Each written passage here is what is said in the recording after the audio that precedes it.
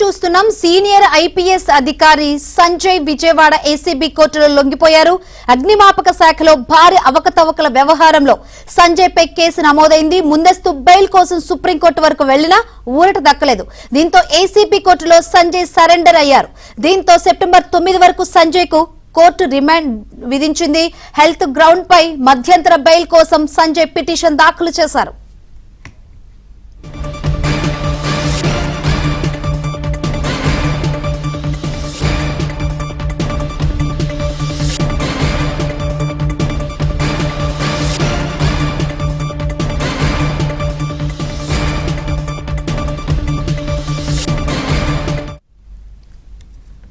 IPS అధికారి PV Sunil Kumar suspension ను మరో 6 నెలలు పొడిగిస్తూ ఏపీ ప్రభుత్వం ఉత్తర్వులు జారీ చేసింది.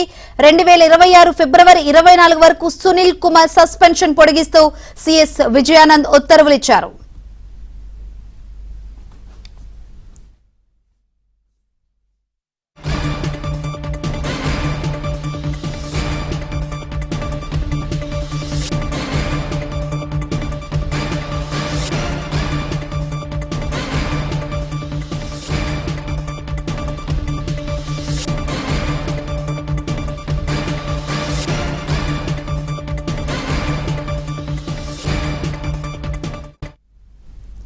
Right, senior IPS Sanjay petition సంబంధించి అదే విధంగా ఐపీఎస్ అధికారి పివి సునీల్ కుమార్ సస్పెన్షన్ సంబంధించి మరిన్ని వివరాలు అందించేందుకు మా ప్రతినిధి ప్రసాద్ సిద్ధంగా ఉన్నారు. ప్రసాద్, ఏంటి అప్డేట్స్? శాంకరి, ఈరోజు ఆంధ్రప్రదేశ్లో ప్రధానంగా 2 ఐపీఎస్ అధికారులపై పెద్ద ఎత్తున చర్చ నడుస్తుంది. అందులో ప్రధానంగా గత వైసీపీ ప్రభుత్వంలో ఐపీఎస్గా పనిచేయాల్సిన వారు వైసీపీ నేతలుగా మారి ఇష్టానుసారంగా వ్యవహరించిన నేపథ్యంలో సునీల్ కుమార్ ఐపీఎస్ అధికారి ఇప్పటికే సస్పెన్షన్ ఏర్పడింది. ఈ నేపథ్యంలో మళ్ళీ మరోసారి 6 నెలల పాటు ఈ సస్పెన్షన్ పొడిగిస్తూ తాజాగా సీఎస్ ఉత్తర్వులు జారీ చేయడంపై ఐపీఎస్ వర్గాల్లో పెద్ద ఎత్తున చర్చనీయాంశంగా మారింది. ఎందుకంటే గత ప్రభుత్వంలో అతను మొత్తం నిబంధనలకు విరుద్ధంగా కేవలం జగన్ కన్సర్న్లో పనిచేస్తూ మొత్తం ఐపీఎస్ సూత్రాలకి నిబంధనలకు విరుద్ధంగా వ్యవహరిస్తూ మొత్తం అనుకూలంగా వైసీపీ నాయకుడికి అనుకూలంగా ఇష్టానుసారంగా కూడా వ్యవహరిస్తున్నటువంటి నిర్ధారణ అయింది. ఈ నేపథ్యంలో అతను సస్పెండ్ చేస్తూ కూటమి ప్రభుత్వం ఉత్తర్వులు జారీ చేసింది. ఆ ఉత్తర్వులను ఈరోజు తాజాగా మరోసారి 6 నెలలు, అంటే వచ్చే ఏడాది ఫిబ్రవరి వరకు కూడా 6 నెలలు పొడిగిస్తూ సీఎస్ ఆదేశాలు జారీ చేయడంపై ఐపీఎస్ వర్గాలు కూడా చర్చ నడుస్తోంది. మరోవైపు మరో ఐపీఎస్ అధికారి సంజయ్ గతంలో ఇతను కూడా వైసీపీ ప్రభుత్వంలో ఐపీఎస్గా కాకుండా వైసీపీ నాయకుడిగానే పనిచేసినట్టు చాలా ఆరోపణలు నిలువెత్తాయి.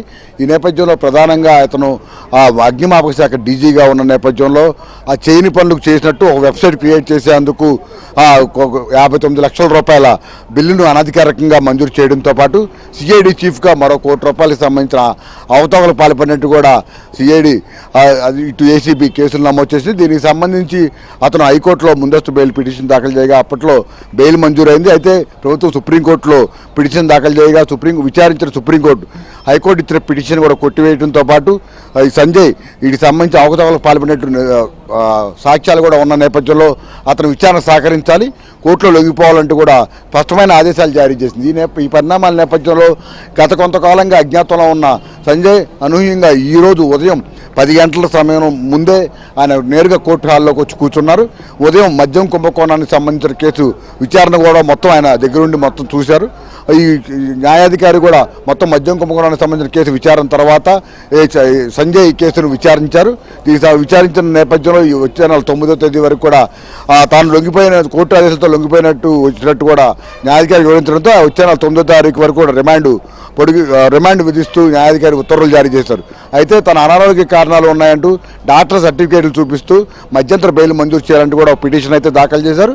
దీనిపై విచారణ కొనసాగుతుందా లేకపోతే విచారణ వాయిదా వేస్తారనే అంశాలపై న్యాయాధికారి ఒక నిర్ణయం తీసుకోవాల్సి ఉంది.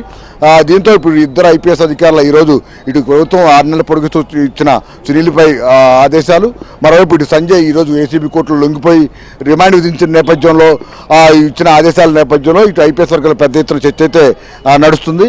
మరోవైపు మద్యం కుంభకోణానికి సంబంధించి కూడా 12 మంది నిందితులను కూడా ఈరోజు కోర్టులో హాజరుపరిచిన నేపథ్యంలో వీరందరూ కూడా వచ్చే నెల 3వ తేదీ వరకు కూడా రిమాండ్ విధిస్తూ ఏసీబీ కోర్టు ఉత్తర్వులు జారీ చేసింది. Shankari, right, thank you Prasad.